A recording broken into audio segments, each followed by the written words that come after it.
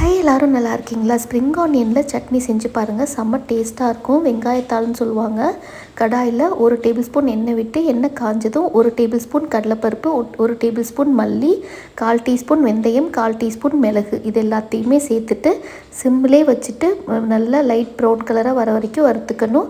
கொஞ்சமாக பெருங்காயத்தூளும் சேர்த்துக்கங்க. சிம்மிலே வச்சு வறுத்துக்கங்க, ரொம்ப கரிஞ்சிடக்கூடாது.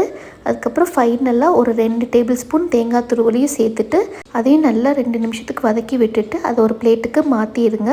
அப்புறம் அதே கடாயில் திருப்பி 1 டேபிள் ஸ்பூன் எண்ணெய் விட்டு வெங்காயத்தாள் நான் இன்றைக்கி 150 கிராம் எடுத்திருக்கேன். அதில் இந்த கீழ்ப்பகுதி இருக்குல்ல அதை கட் பண்ணி ஃபஸ்ட்டு வதக்கிக்கணும். அதோட ஒரு 10 பல் பூண்டும் சேர்த்துக்கங்க. 2 பச்சை மிளகாய், கொஞ்சம் கருவேப்பிலை சேர்த்துட்டு நல்லா வதக்கி விட்டுக்கங்க. அதுக்கப்புறம் ஃபைனலாக அந்த மேல் பகுதி, அந்த பச்சையாக இருக்க பகுதியை குட்டி குட்டியாக கட் பண்ணி சேர்த்துக்கங்க. சேர்த்துட்டு அதையும் மீடியம் ஃப்ளேம்லேயே வச்சு நல்லா வதக்கி விடுங்க.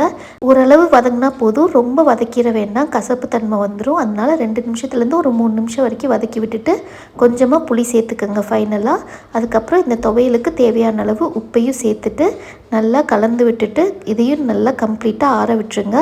ஃபஸ்ட்டு நீங்கள் இந்த பருப்பெல்லாம் வறுத்து வச்சுருக்கீங்களா, பருப்பு தேங்காயெல்லாம் அதெல்லாம் ஃபஸ்ட்டு அரைச்சிடணும். அப்போ தான் உங்களுக்கு நல்லா ஃபைனாக அரைஞ்சி வரும்.